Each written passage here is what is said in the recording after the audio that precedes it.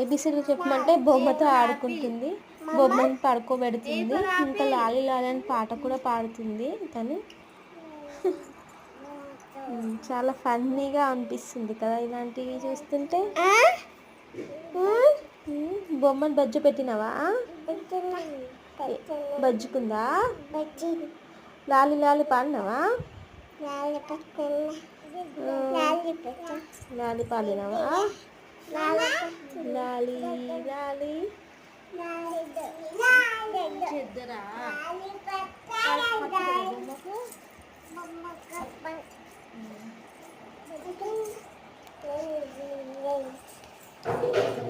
చెద్దర కప్పుతున్నావా బొమ్మకి? నీకా? ఎవరికి? బొమ్మకా?